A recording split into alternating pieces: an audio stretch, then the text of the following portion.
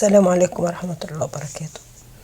النهاردة هنعمله السمك الشرايح، صينية بالبطاطس هتتعمل في الفرن.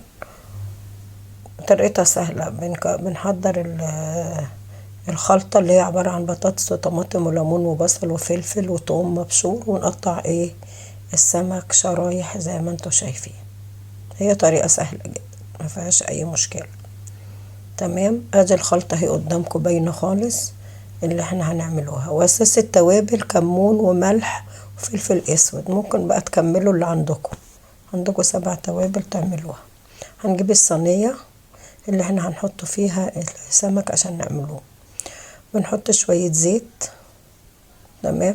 قبل ما ننزل البطاطس يبقى احنا بنحط شوية زيت في الصينية، وبعدين ناخد البطاطس ننزلوها. تمام. وبعد كده بنجيب الخلطة اللي احنا عملناها دي، طماطم وبصل وفلفل اخضر وحبة توم والتوابل بتاعتنا والليمون.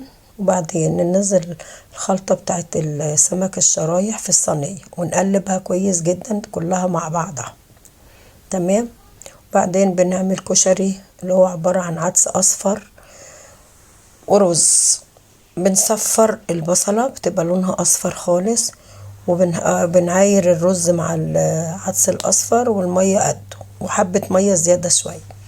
بننزل البصلة تصفر فاتح، وبعدين ننزل عليها الطماطم عشان يفضل العدس لونه فاتح مع الرز، يبقى البصلة نعملوها ذهبي.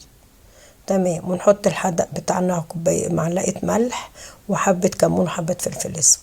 وبعدين بنحط الكوباية مية او كوبايتين مية قد المعيار بتاع العدس.